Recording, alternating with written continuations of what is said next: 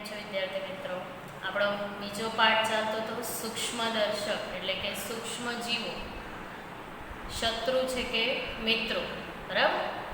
તો પહેલાં તો આપણે પ્રવૃત્તિ 1 જોઈ હતી. એની અંદર તમે જોઈ શકો છો આ, બરાબર, જે આપણે સૂક્ષ્મદર્શક યંત્ર વડે પ્રવૃત્તિ કરી હતી. જમીનની માટી અને પાણીનું દ્રાવણ તૈયાર કરીને આપણે એ ડ્રોપરની મદદથી સ્લાઇડ પર મૂક્યું હતું, એટલે કે માઇક્રોસ્કોપની સ્લાઇડ પર મૂક્યું હતું. તો સ્લાઇડ પર મૂકતા આપણને આ પ્રકારનું ચિત્ર આપણને જોવા મળ્યું હતું, બરાબર? થોડુંક આપણે રિવાઇન્ડ કરી લઈએ છીએ. એ સૂક્ષ્મજીવો કેવા હતા? હલનચલન પામતા હતા.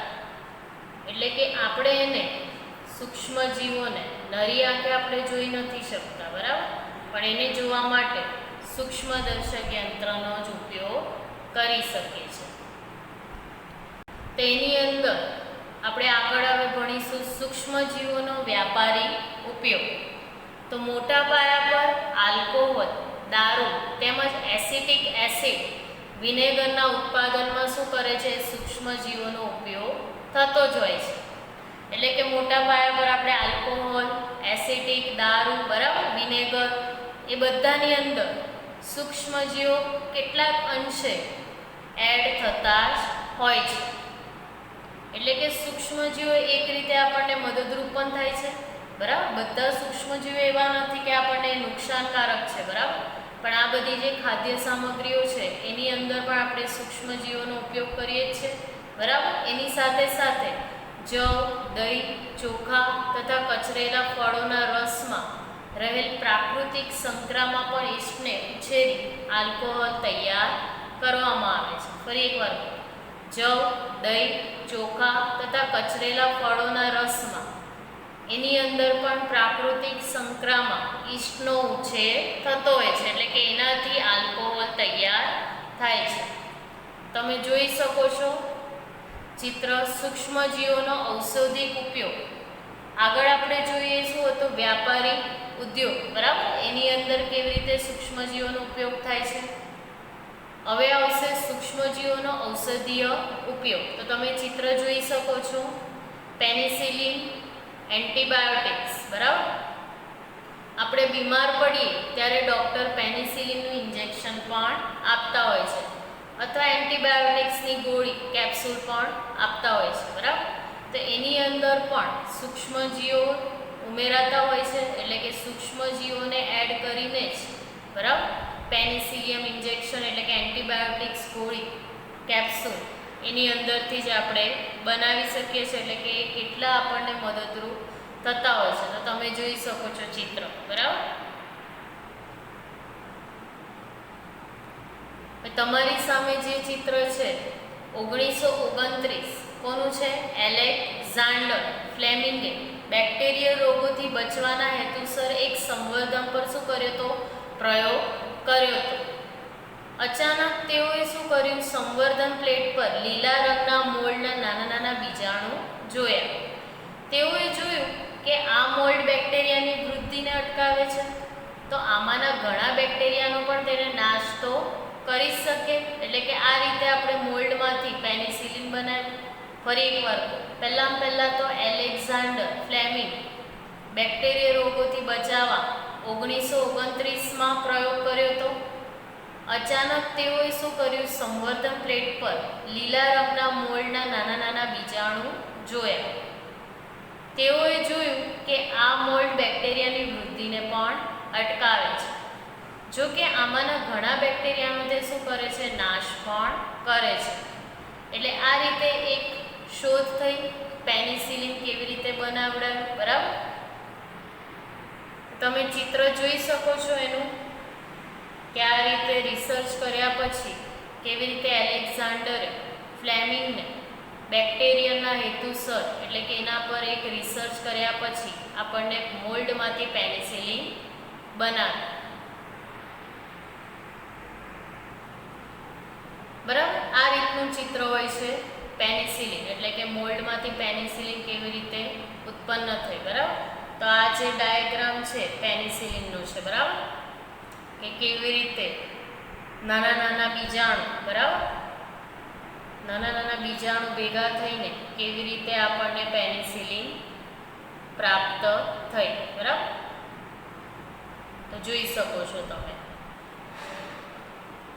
બીજું છે આગળ, પાલતુ પ્રાણીઓ તેમજ મરઘામાં પણ સૂક્ષ્મજીવોનું શું કરે છે? સંક્રમણ અટકાવે છે. એટલે કે તેમના આહારમાં પણ એન્ટીબાયોટિક્સ ભેળવવામાં આવે છે, બરાબર? એટલે કે એમના આહારમાં જ એક રીતની એન્ટીબાયોટિક્સ દવા એડ કરવાથી એ પ્રાણીઓ, બરાબર, અમુક જણ ખોરાકમાં પણ ઉપયોગ કરતા હોય છે, બરાબર, તે લોકોને નુકસાન ન થાય, બરાબર, એના માટે કેટલીક એન્ટીબાયોટિક્સ દવાઓ પણ એ લોકોમાં ભેળવવામાં આવે છે, બરાબર? એટલે કે આખા શરીરમાં તમે જોઈ શકો છો એન્ટીબાયોટિક્સનું શું થાય છે? પ્રસરણ થાય છે.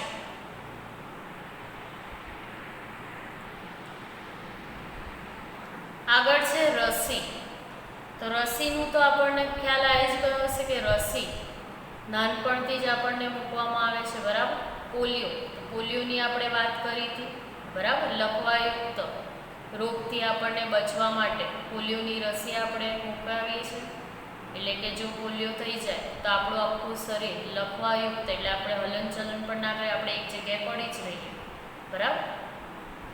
એવી જ રીતે અછબડાની પણ વાત કરી હતી, બરાબર, કે જે મોઢા પર નાના નાના કાળા કાળા ડાઘા, બરાબર, ફૂલીઓ જેવું થઈ જતું હોય છે, એ શું છે? અછબડા. તો અછબડાની પણ રસી, એટલે કે પોલિયો અને અછબડા નાબૂદ જ થઈ ગયો છે, બરાબર, આપણા દેશમાં.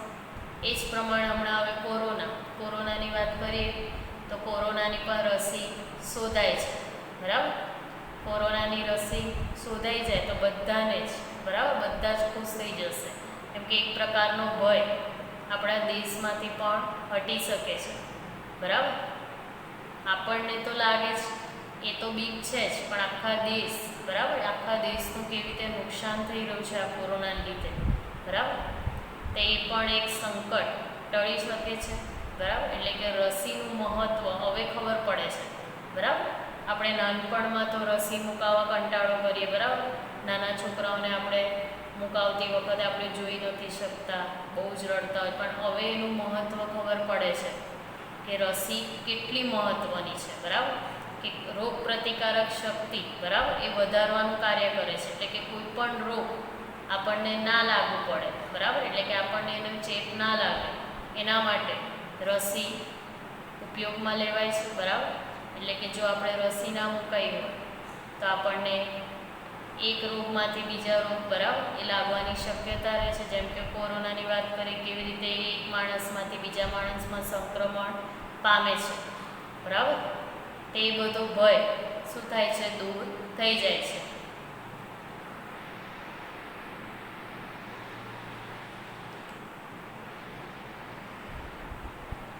જ્યારે રોગકારક સૂક્ષ્મજીવો આપણા શરીરમાં પ્રવેશે છે ત્યારે તેની સામે શું કરે છે? લડત આપવા માટે પણ આપણું શરીર એન્ટીબોડી ઉત્પન્ન કરે છે. એટલે કે શરીર એ પણ યાદ રહે છે કે એ જ સૂક્ષ્મજીવો જ્યારે આપણા શરીરમાં પુનઃ પ્રવેશે તો તે જ એન્ટીબોડીથી તેની સામે કેવી રીતે લડત આપી શકીએ છીએ. એટલે કે જ્યારે રોગકારક સૂક્ષ્મજીવ આપણા શરીરમાં પ્રવેશે છે એટલે કે ત્યારે તેની શું થાય છે? લડત આપવા માટે આપણું શરીર એન્ટીબોડી ઉત્પન્ન કરે છે. એટલે કે રસીની પણ વાત એ પ્રમાણેની છે, બરાબર, કે કેવી રીતે રોગકારક શક્તિ વધારે છે, બરાબર. એ જ પ્રમાણે એન્ટીબાયોટિક્સ દવા પણ એ કાર્ય કરે છે, બરાબર, કે આપણને રોગ સામે લડત પૂરી પાડે છે. એટલે કે આપણને લડવાની જે રોગ પ્રતિકારક શક્તિ હોય છે એ પણ કેવી હોય છે? સ્ટ્રોંગ બની જાય છે. એટલે કે આપણને એ રોગ સામે લડત મળી રહે છે, એટલે આપણને નુકસાન થતું નથી. શરીરને એ પણ યાદ રહે છે કે એ જ સૂક્ષ્મજીવો જ્યારે આપણા શરીરમાં પુનઃ પ્રવેશે તો તે જ એન્ટીબોડીથી તેની સામે શું થાય છે? લડત આપી શકીએ છે.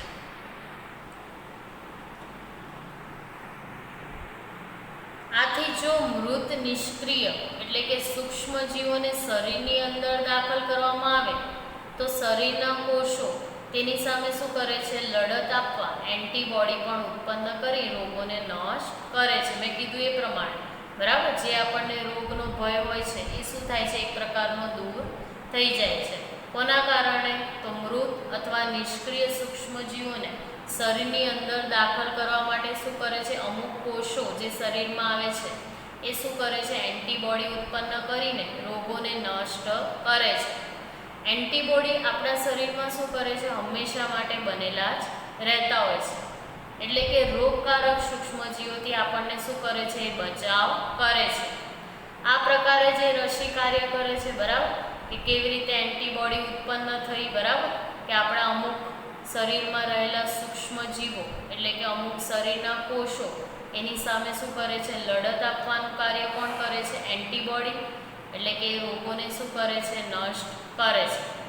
એન્ટીબોડી એ આપણા શરીરમાં શું કરે છે, હંમેશા માટે બનેલા રહે છે તથા રોગકારક સૂક્ષ્મજીવોથી આપણને શું કરે છે, બચાવ કરે છે. એટલે કે રસીનું આટલું બધું મહત્ત્વ છે એ આપણું રસી એકવાર આપણે મુકાવાથી એન્ટીબોડીમાં શું કરે છે, એ પ્રવેશેલું જ રહે છે. એવું નથી કે આપણે એકવાર રસી આપી દીધી તો એ ગાયબ થઈ ગયું, બરાબર, પછી ફરી આપણે આપવી પડે, લઈ જવું પડે આપણે નાના બાળકને, એવું નથી. એકવાર આપણે રસી આપ્યા પછી લાઈફ ટાઈમ માટે આપણને શાંતિ થઈ જાય છે. એટલે કે રોગ પ્રતિકારક શક્તિ સામે આપણને લડત પૂરી પાડે છે. આ પ્રકારે રસી કાર્ય કરે છે. એટલે કે કેવી રીતે સૂક્ષ્મજીવો, બરાબર, જેમ કે કોરોનાની વાત કરીએ તો કોરોનાનું પણ ચિત્ર આ જ પ્રકારનું છે, બરાબર. કેવી રીતે આપણા શરીરમાં એટલે કે શ્વાસોશ્વાસમાં પહોંચીને અન્નનળી સુધી ફેફસામાં જાય છે તેનું ચિત્ર છે, જોઈ શકો છો તમે લોકો, બરાબર. કેવી રીતે એન્ટીબોડીમાં પ્રવેશ પામે છે.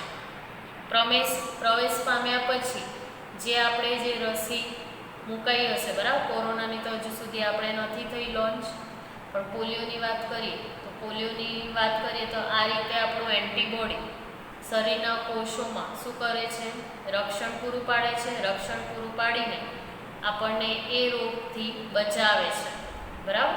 એટલે તમે જોઈ શકો છો આ ચિત્ર એ શું છે, એન્ટીબોડી ઉત્પન્ન કરે છે.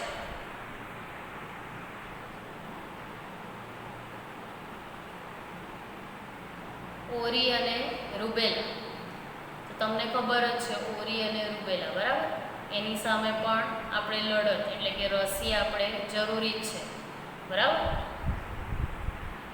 તો આ જ પ્રકારનું એ પણ કાર્ય કરશે. ઓરી અને રૂબેલાથી આપણને બચાવશે, બરાબર, રક્ષણ પૂરું પાડશે. એટલે કે અમુક શરીરના કોષો એ રોગ પ્રતિકારક શક્તિ સામે લડશે અને આપણને ઓરી અને રૂબેલાથી બચાવશે, બરાબર. એટલે કે બીમારીઓથી હરાવશે. એટલે કે રસી આપણે અવશ્ય આપવી જોઈએ. તો આ પ્રકારનું તમે બેનર જોયું જશે, બરાબર. અમુક જગ્યાએ જ્યારે રસી આવવાની હોય એ સમય દરમિયાન આ પ્રકારનું બેનર લગાડવામાં આવે છે, બરાબર. હવે તો ઘરે પણ સુવિધા થઈ ગઈ છે, ઘરે જઈને પણ, બરાબર, મૂકવામાં આવે છે નાના છોકરાઓને. હવે છે ભૂમિની ફળદ્રુપતામાં વધારો. તો કેટલાક બેક્ટેરિયા તેમજ નીલહરિતલી, તો જો આકૃતિ જોઈ શકો છો 2.7, વાતાવરણમાં રહેલ નાઇટ્રોજનનું શું કરે છે, સ્થાપન કરે છે. આ પ્રકારે ભૂમિમાં શું કરે છે, નાઇટ્રોજનનું પ્રમાણ વધે છે, જેનાથી ભૂમિની ફળદ્રુપતામાં પણ વધારો થતો હોય છે. એટલે સૂક્ષ્મજીવોને સામાન્ય રીતે શું કહેવાય છે, જૈવિક નાઇટ્રોજન સ્થાપક પણ કહીએ છીએ, બરાબર. તો તમે જોઈ શકો છો નીલહરિતલી એ શું કરે છે, વાતાવરણમાં રહેલ બેક્ટેરિયા એટલે કે નાઇટ્રોજનનું સ્થાપન કરી ભૂમિ સુધી પહોંચાડે છે. ભૂમિ સુધી પહોંચાડ્યા પછી નાઇટ્રોજનનું પ્રમાણ વધારે અને જેનાથી ભૂમિના ફળદ્રુપતામાં શું થશે, વધારો થાય છે. આ સૂક્ષ્મજીવો સામાન્ય રીતે કેવા હોય છે, જૈવિક નાઇટ્રોજન સ્થાપક ધરાવે છે. હવે પર્યાવરણનું શુદ્ધિકરણ. તો પર્યાવરણનું શુદ્ધિકરણ કેવી રીતે, તો આપણે સ્કૂલમાં માળીને કુદરતી ખાતર પણ આપણે બનાવતા જોયા જ હશે, બરાબર. તો બુઝોએ તેમના મિત્રો સાથે બગીચામાંથી પર્ણો તેમજ ફળ શાકભાજી એકત્રિત કરી તેને નિકાલ માટે બનાવવામાં આવેલ એક ખાડામાં નાખ્યું. કેટલાક સમય પછી તેનું શું થયું, વિઘટન થયું અને તે કુદરતી ખાતરમાં શું થઈ ગયું, રૂપાંતરિત થઈ ગયું. પહેલી અને બુઝો જાણવા માંગે છે કે આ કેવી રીતે થયું હશે. હવે આ કેવી રીતે થાય, પહેલાં તો આ રીતનો બરાબર કચરો આપણે જોતા જોઈએ છે નાખેલો હોય છે અમુક જગ્યાએ બરાબર. તે બીજા દિવસે આપણે જઈશું ને તો એ ઓટોમેટિકલી શું થઈ જશે, માટીમાં રૂપાંતરણ પામી ગયું હશે કે પછી આમ ખાતર જેવું બની ગયું હશે. એ કોની મદદથી બન્યું હશે? તો સૂક્ષ્મ જીવોની મદદથી બરાબર. એટલે કે સૂક્ષ્મ જીવો જે ઝીણા ઝીણા આપણે જોઈ નથી શકતા બરાબર, એ શું કાર્ય કરે છે કે અમુક શોષી એટલે કે આવા જે અમુક ખાદ્ય પદાર્થોને ગ્રહણ કરી એટલે કે અમુક ઘટકો એ અવશેષો મેળવીને પોતાના શોષણ એટલે કે એક પ્રકારના આ જે ખાદ્ય સામગ્રીમાં તમે જોઈ શકો છો. હવે એની અંદર આવી શકે છે લોખંડની વસ્તુ બરાબર. લોખંડની વસ્તુ પ્લાસ્ટિક તે શું થશે, એક પ્રકારે વિઘટન પામતી નથી. પણ જે આ ખોરાકની ખાદ્ય સામગ્રીઓ છે બરાબર, ખોરાકની ખાદ્ય સામગ્રી શું કરશે, એક પ્રકારનું એ વિઘટન પામીને કુદરતી ખાતર સ્વરૂપે ફેરવશે બરાબર. એટલે કે એ પોતાનું શોષી એટલે કે ખોરાક તરીકે શોષી એ કુદરતી ખાતરમાં એ રૂપાંતરણ પામશે. તો થોડાક ટાઈમ પછી તમે જોશો, હવે આ પ્રકારની પ્રવૃત્તિ પણ તમે કરી શકો છો. એક ખાડો ખોદીને એની અંદર આ પ્રકારના કચરા એટલે કે કોઈ પણ આપણે લઈ શકીએ, એકલા શાકભાજી પણ, ફળ બરાબર, પછી ઘાસ એવી રીતે આપણે નાખી દઈશું. થોડોક ટાઈમ પછી એને આપણે જોઈએ તો એ આ પ્રકારનું જોવા મળશે બરાબર.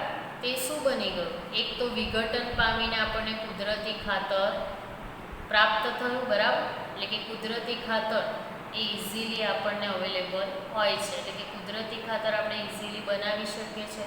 એટલે કુદરતી ખાતર કૃત્રિમ ખાતર કરતાં કેવું છે, સસ્તું છે બરાબર, આપણને મોંઘું પડતું નથી. આપણે જાતે પણ આ રીતે કુદરતી ખાતર બનાવી શકીએ છીએ બરાબર. એટલે થોડાક ટાઈમ પછી એ કચરો કેવો થઈ જશે, કુદરતી ખાતરમાં રૂપાંતરણ પામશે બરાબર. એટલે કે જે જમીનમાં રહેલા સૂક્ષ્મ જીવો એ અમુક અવશેષો એને શોષી લેશે. એટલે કે ખાદ્ય સામગ્રીમાંથી એ અવશેષો શોષી લેશે. એ અવશેષો શોષીને વિઘટન પામશે.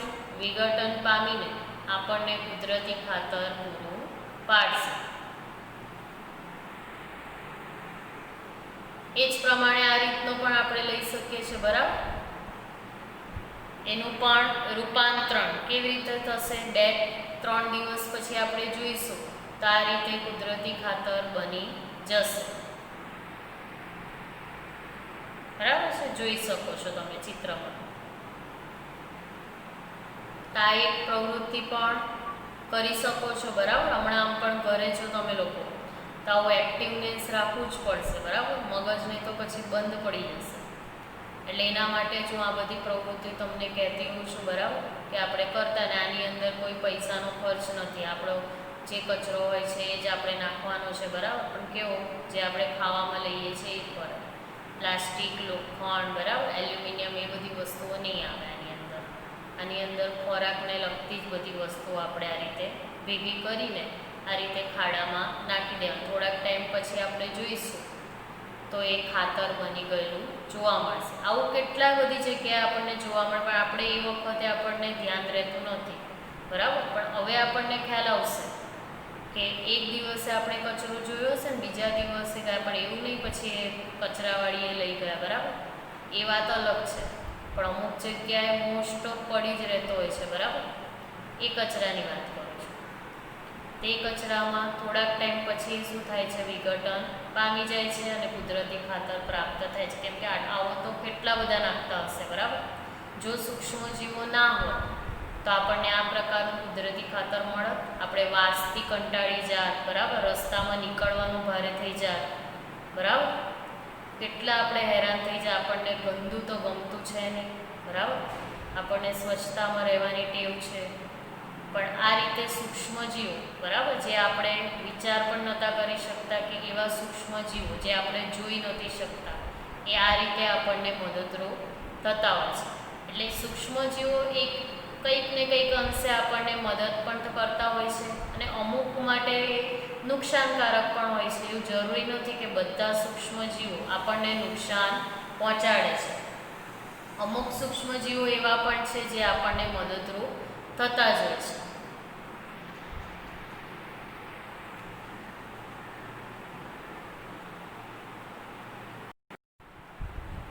આગળ આપણે નાઇટ્રોજન ચક્ર એટલે કે નાઇટ્રોજન સાયકલ વિશે જોઈએ છે. નાઇટ્રોજન ચક્ર એની અંદર પહેલાં તમે જોઈ શકો છો વાતાવરણીય નાઇટ્રોજન. તો વાતાવરણીય નાઇટ્રોજન એના પછી આવશે નાઇટ્રોજન સ્થાપક બેક્ટેરિયા. તો પહેલાં આપણે વાતાવરણીય નાઇટ્રોજન વિશે જોઈએ. તો વાતાવરણીય નાઇટ્રોજનમાં કોનો સમાવેશ થાય છે? તો પહેલાં તો વાતાવરણમાં 78% નાઇટ્રોજન વાયુ હોય છે. તે પ્રાણીઓ વાતાવરણીય નાઇટ્રોજનનો સીધો ઉપયોગ કરી શકતા નથી. કેમ નથી કરી શકતા? કેમ કે ભૂમિમાં રહેલ રાઇઝોબિયમ અને એક્ઝોટોબેક્ટર બેક્ટેરિયા તે એનાબીના અને નોનસ્ટક પ્રકારની નીલહરિત લીલ વાતાવરણમાં રહેલ નાઇટ્રોજનનું સ્થાપન કરીને જરૂરી નાઇટ્રોજન શું કરે છે? ક્ષારોમાં રૂપાંતરણ કરે છે. એટલે વાતાવરણીય નાઇટ્રોજનમાં જે તમારી સામે જે ચિત્ર દેખાય સૌથી પહેલાં, બરાબર, વાતાવરણીય નાઇટ્રોજનમાં તમારે યાદ રાખવાનું છે પહેલાં તો 78% નાઇટ્રોજન વાયુ હોય છે વાતાવરણમાં. પ્રાણીઓ શું કરે છે? વાતાવરણીય નાઇટ્રોજનનો સીધો ઉપયોગ કરી શકતા નથી. એના દ્વારા શું થાય છે? નાઇટ્રોજન સ્થાપક એટલે કે નીચે જુઓ તીરનું નિશાન આપેલું છે. નાઇટ્રોજન સ્થાપક બેક્ટેરિયા અને નીલહરિત લીલ દ્વારા શું કરે છે? વાતાવરણીય નાઇટ્રોજનનું શું કરે છે? સ્થાપન કરે છે. સ્થાપન કરીને જરૂરી નાઇટ્રોજન ક્ષારોમાં રૂપાંતરણ પામે છે. રૂપાંતરણ પામીને આકાશમાં એટલે કે જુઓ બીજું તમારે વાતાવરણીય નાઇટ્રોજન અને નાઇટ્રોજન સ્થાપકની વચ્ચે જે વચ્ચેની સાઈડમાં છે વીજળીના ચમકારા દ્વારા નાઇટ્રોજનનું શું થાય છે? સ્થાપન થાય છે.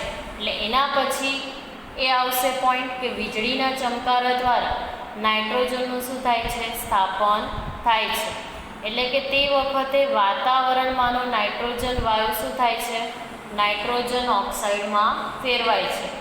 નાઇટ્રોજન ઓક્સાઇડમાં ફેરવ્યા પછી વરસાદના પાણીમાં શું કરે છે? ઓગળીને જમીન પર આવે છે અને જમીનમાં શું કરે છે? એક પ્રકારના નાઇટ્રોજન એટલે કે સંયોજન બનાવે છે. તેમજ નાઇટ્રોજન આવા ક્ષારોમાં રૂપાંતરણ પામી તેની અંદર શું કરે છે?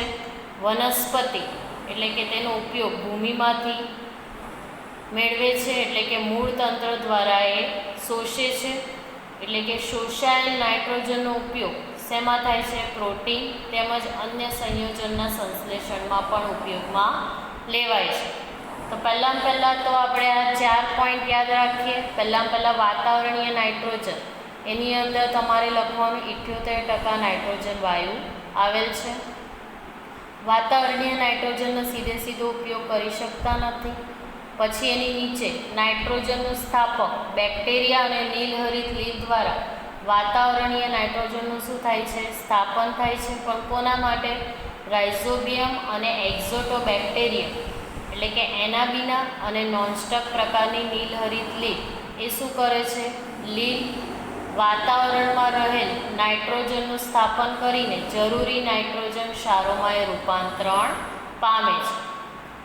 એના પછી યાદ રાખવાનું વીજળીના ચમકારા દ્વારા નાઇટ્રોજનનું શું થાય છે? સ્થાપન થાય છે અને નાઇટ્રોજન ઓક્સાઇડમાં ફેરવે છે. નાઇટ્રોજન ઓક્સાઇડમાં ફેરવ્યા પછી બેક્ટેરિયા દ્વારા સ્થાપિત નાઇટ્રોજનનું શેમાં રૂપાંતરણ થાય છે? તો ક્ષારોમાં રૂપાંતરણ થાય છે. ક્ષારોમાં રૂપાંતરણ થયા પછી એ ભૂમિના નાઇટ્રોજનમાં શું કરે છે? સંયોજાય એટલે કે એક પ્રકારનું શોષાય. તેની અંદર પ્રોટીન તેમજ અન્ય સંયોજનોના સંશ્લેષણ માટે તે મદદરૂપ થાય છે. તેમજ એની ઉપર જુઓ વચ્ચેની બાજુએ તીરનું નિશાન આપેલું છે. હવે કોણ ઉપયોગ કરે છે? તો વનસ્પતિ દ્વારા ઉપયોગમાં લેવાય છે. તેમજ પ્રાણીઓ એ શું કરે છે? વનસ્પતિને ખાય છે. વનસ્પતિઓ તેમજ પ્રાણીઓના મૃત્યુ બાદ તે ભૂમિમાં હાજર રહેલ બેક્ટેરિયા એટલે કે જુઓ મૃતદેહ એટલે કે પ્રાણીઓ અને વનસ્પતિને ખાય છે. એના પછી નીચે જુઓ સિમ્બોલ છે મૃતદેહ અને ઉત્સર્જન દ્વારા નાઇટ્રોજનનો કચરો બરાબર, એ શું કરે છે? સંયોજનમાં પરાવર્તિત કરે છે. એટલે કે નાઇટ્રોજન ઉત્સર્ગ દ્રવ્યોને શું કરે છે? એક પ્રકારના સંયોજનમાં પરાવર્તિત કરે છે. વનસ્પતિ દ્વારા પુનઃ ઉપયોગમાં એ લેવાય છે. એટલે કે કેટલાક વિશિષ્ટ બેક્ટેરિયા કયા આવશે? સ્યુડોમોનાસ. એ શું કરે છે? નાઇટ્રોજનયુક્ત સંયોજનોને નાઇટ્રોજન વાયુમાં શું કરે છે? રૂપાંતરણ પામે છે. એટલે કે છેલ્લો પોઈન્ટ આપણો આવી જશે કે બેક્ટેરિયા નાઇટ્રોજનયુક્ત સંયોજનમાંથી નાઇટ્રોજન વાયુમાં ફેરવે છે. એટલે કે વાતાવરણમાં તે પાછો ફરે છે. પરિણામે વાતાવરણમાં નાઇટ્રોજનની માત્રા લગભગ એ જળવાઈ જ રહેશે. આ રીતે એ શું કરે છે? નાઇટ્રોજન સાયકલ રિસાયકલ એટલે કે ચાલ્યા જ કરતું હોય છે. બરાબર, પહેલાં યાદ રાખવાનું, વાતાવરણીય નાઇટ્રોજનમાં 78% નાઇટ્રોજન વાયુ છે. એ કોણ ઉપયોગ કરે છે? તો વાયુ અથવા કે પ્રાણીઓ વાતાવરણીય નાઇટ્રોજનનો સીધો ઉપયોગ કરે છે. એના દ્વારા શું થશે? નાઇટ્રોજન સ્થાપક એટલે કે રાઇઝોબિયમ અને એક્ઝોટોબેક્ટર બેક્ટેરિયા એનાબીના અને નોનસ્ટોપ પ્રકારની નીલહરિત લીલ એ શું કરે છે? વાતાવરણમાં નાઇટ્રોજનનું સ્થાપન કરે છે. એના પછી ત્રીજો છે બેક્ટેરિયા દ્વારા એ સ્થાપિત નાઇટ્રોજન શું કરે છે? ક્ષારોમાં રૂપાંતરણ પામે છે. ક્ષારોમાં રૂપાંતરણ પામી પાછું વાતાવરણીય નાઇટ્રોજન એ વીજળીના ચમકારા દ્વારા શું થશે? નાઇટ્રોજનનું સ્થાપન કરશે. નાઇટ્રોજનનું સ્થાપન થયા પછી એ ભૂમિમાં નાઇટ્રોજનનું શું થાય છે? એક પ્રકારનું સંયોજન એટલે કે રૂપાંતરણ પામે છે. એ સંયોજન કેવી રીતે થાય છે? તો બેક્ટેરિયા એટલે કે વનસ્પતિ તેમજ પ્રાણીઓના મૃત્યુ બાદ ભૂમિમાં હાજર બેક્ટેરિયા તથા ફૂગ નાઇટ્રોજનના ઉત્સર્ગ દ્રવ્યોને નાઇટ્રોજનના સંયોજનમાં શું કરે છે? પરાવર્તિત કરે છે. પરાવર્તિત કર્યા પછી એ વનસ્પતિઓ દ્વારા ઉપયોગમાં લેવાય છે. એ વનસ્પતિ દ્વારા એ શું કરે છે? પુનઃ ઉપયોગ લેવાય છે. એટલે કે વિશિષ્ટ બેક્ટેરિયા કયા આવશે? સ્યુડોમોનાસ એટલે કે નાઇટ્રોજનયુક્ત સંયોજનોને નાઇટ્રોજન વાયુમાં શું કરે છે? રૂપાંતરણ કરે છે. એટલે કે વાતાવરણમાં પાછો ફરે છે. પરિણામે શું થાય છે? પ્રાણીઓ પણ વનસ્પતિને ખાય છે. બીજું, આગળ મૃતદેહ અને ઉત્સર્જન દ્વારા નાઇટ્રોજનનો કચરો એ શું કરે છે? વાતાવરણમાં નાઇટ્રોજનની માત્રા એટલે કે બેક્ટેરિયાયુક્ત સંયોજનોને વાયુમાં રૂપાંતરણ કરે છે. બરાબર, છેલ્લા પોઈન્ટમાં આવી જશે બેક્ટેરિયા નાઇટ્રોજનયુક્ત સંયોજનમાંથી નાઇટ્રોજન વાયુમાં ફેરવે છે.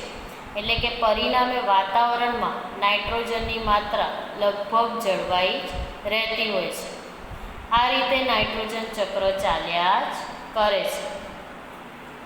આગળ તમારો બીજો એક પ્રશ્ન છે કે ખાદ્ય પદાર્થોની જાળવણીની પદ્ધતિ. તેની અંદર પહેલાં તો 6 પદ્ધતિ છે. એની અંદર રાસાયણિક પદ્ધતિ, મીઠા દ્વારા જાળવણી, સંકરાની મદદથી જાળવણી, તેલ તેમજ વિનેગર દ્વારા જાળવણી. 5મું છે ગરમી તેમજ ઠંડીની સારવાર.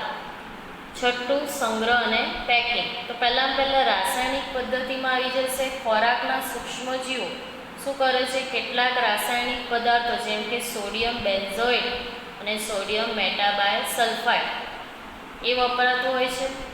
તેઓ અથાણાને સાચવવા તથા ફળોના જામ અને રસને બળતા અટકાવે છે. બરાબર, એટલે કે એક રાસાયણિક પદ્ધતિ થાય છે. બીજું, મીઠા દ્વારા જાળવણી કેવી રીતે કરી શકીએ? તો મીઠાનો ઉપયોગ કેરી, આમળા તેમજ આંબલી, માંસ અને માછલી એની જાળવણી માટે થતો હોય છે. સંકરાની મદદથી જાળવણી. તેની અંદર શું થશે? તો જામ, જેલી તથા ફળોના રસ તથા કેટલીક મીઠાઈની જાળવણી ખાંડની ચાસણી એના માધ્યમથી સંકરા વડે કરવામાં આવે છે. એટલે કે ભેજનું પ્રમાણ શું થશે? ઘટીને બેક્ટેરિયાની વૃદ્ધિનું શું થશે? નિયંત્રણ થશે. 4થું છે તેલ તેમજ વિનેગર દ્વારા જાળવણી. તો તેલ અને વિનેગરનો ઉપયોગ પણ અથાણાને બગડતા અટકાવે છે. એટલે કે બેક્ટેરિયા તેમની હાજરીમાં મૃત્યુ પામે એટલે કે શાકભાજી, ફળ, માછલી તથા માંસની જાળવણીમાં પણ આ પદ્ધતિ વપરાતી હોય છે. 5મું છે ગરમી તેમજ ઠંડીની સારવાર. તેની અંદર આપણે વાત કરીએ તો દૂધને ગરમ કરીને પછી આપણે ફ્રીજમાં રાખીએ તો બગડતું અટકાવાય છે. જ્યારે ખોરાકને પણ આપણે ફ્રીજમાં મૂકીએ તો સૂક્ષ્મજીવોની શું થશે? વૃદ્ધિમાં અટકાવ એટલે કે અટકાવાય છે. એ જ પ્રમાણે દૂધનું પણ સેમ એ છે, બરાબર, કે દૂધને આપણે બહાર નથી મૂકતા, આપણે અંદર જ મૂકી દઈએ છીએ, બરાબર. એનાથી શું થશે? ગરમી તેમજ ઠંડીની સારવાર થશે. છઠ્ઠું, સંગ્રહ અને પેકિંગ. તેની અંદર સૂકો મેવો, ફળોના રસ, મુરંબા તથા શાકભાજીને પણ હવા ચૂસતા બંધ પેકેટમાં સાચવવામાં આવે તો એનાથી પણ આપણે સંગ્રહ અને પેકિંગને બગડતો અટકાવીએ છીએ. એટલે ખાદ્ય પદાર્થોની જાળવણીની પદ્ધતિમાં 6 પોઈન્ટ યાદ રાખવાના તમારા. પહેલો પોઈન્ટ છે રાસાયણિક પદ્ધતિ, બીજું મીઠા દ્વારા જાળવણી, ત્રીજું સંકરાની મદદથી જાળવણી, ચોથું તેલ તેમજ વિનેગર દ્વારા જાળવણી, પાંચમું ગરમી તેમજ ઠંડીની સારવાર, છઠ્ઠું સંગ્રહ અને પેકિંગ. અહીંયા આપણો પાઠ પૂરો થાય છે, બરાબર. આગળનું નેક્સ્ટ પીરિયડમાં હું સમજાવીશ, બરાબર. જે કંઈ પાઠમાં આપણે પ્રયોગ કે કશું રહ્યું હશે બાકી, બરાબર, એ આપણે નેક્સ્ટ પીરિયડમાં જોઈશું. એમ તો કશું બાકી રહ્યું નથી, આપણે મેઇન પોઈન્ટ તો બધા ભણી લીધા છે, બરાબર. સ્વાધ્યાય એકવાર આપણે જોઈ લઈશું, બરાબર. ગુડ ડે, જય શ્રી કૃષ્ણ.